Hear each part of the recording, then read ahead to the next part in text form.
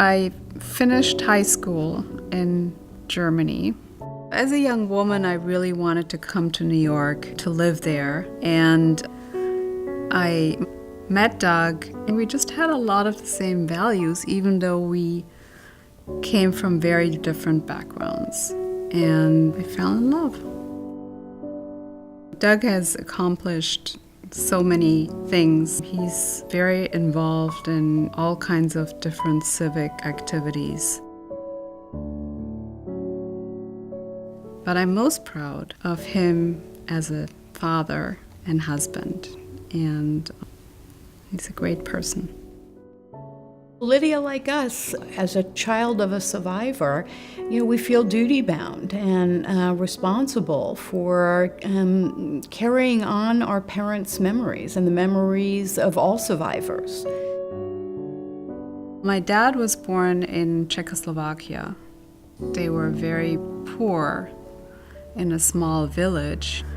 And in 1943, all the Jews were taken and put into the ghetto. I don't think that my dad was someone who was afraid, because he was very fast and savvy. He always used to leave the ghetto and bring back food and help the family and help other people. They were friends of my father's who said to him, "We can run away and we're going to be free." And he said, "Well, I can't leave my family." The next clip that I have from my father was they're in the train and they're getting to Auschwitz. And they didn't really know what was going on exactly. And when they looked out, my father and his father knew it wasn't good.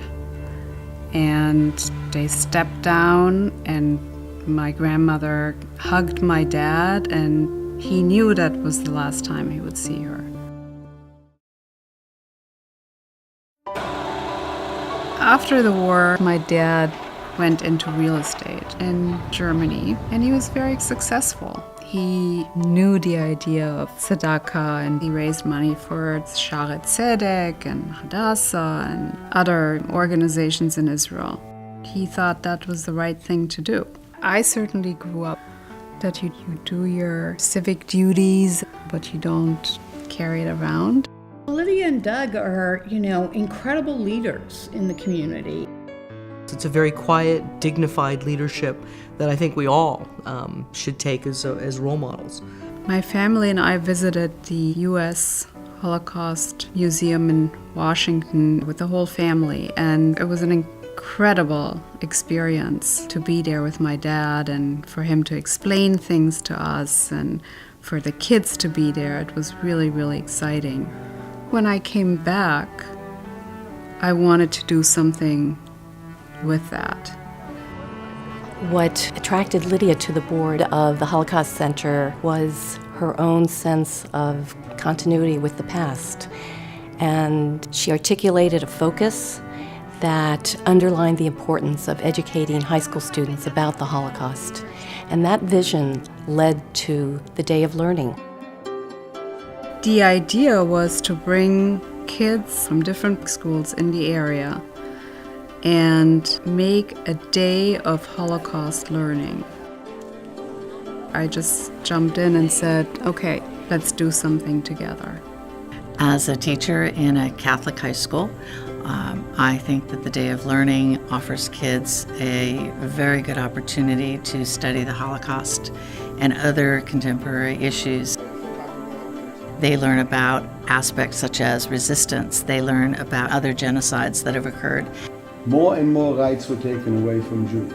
One of the most emotional classes are the speakers who come and talk to us who are Holocaust survivors. A6374 tattooed on my lower left arm, and these took place and substituted for our names. reading from a textbook, it's really easy to forget like what the actual experience that people felt is, and actually being able to meet that survivor and actually listen to her testimony kind of changed that to me. It made history more personal to me. It's not just something I'm looking back at anymore. It's something that I know people have lived through, and it just connects to me better. That's why it's so special to me now. During the death march, I used to say, just hold on another half hour. Not just me, my sisters too. We encouraged always, just stay alive, just hold on. And we told all kinds of things like... These survivors, it was more like a conversation. They took questions, it wasn't just one-sided. And that really affected me and made the story all the more profound. I want to know, how did you meet your wife? We're in our 13th year and we have grown tremendously. We have about 750 students from 100 schools. This event is usually on a Sunday, and it's remarkable that these kids want to come where they could be hanging out with friends and doing different things. I want to show you my book. This is the book. They like to hear, they like to know what happened. They like to know what did we do in the forest. And I do tell them, By telling them the story, it makes for them more real. Anytime before that and after. The Day of Learning represents perhaps the last opportunity for survivors to talk to these kids.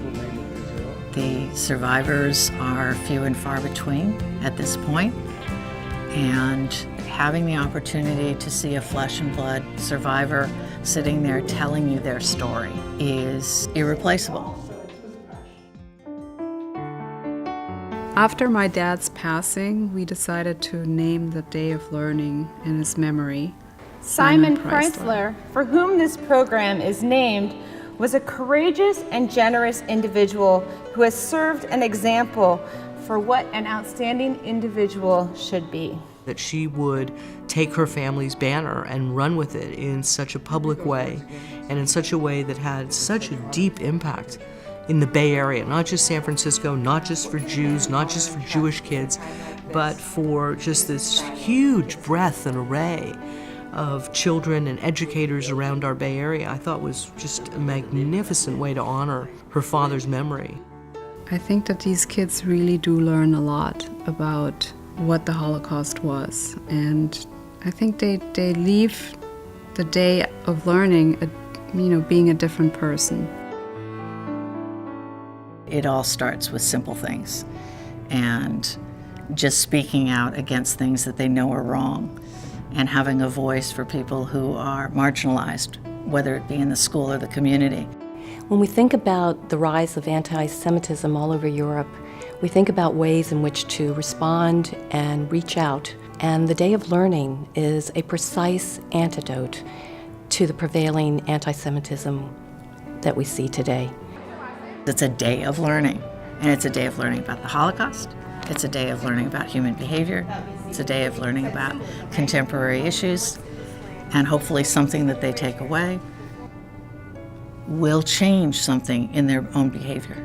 I would very much like to see this program in other cities, in other countries, all over.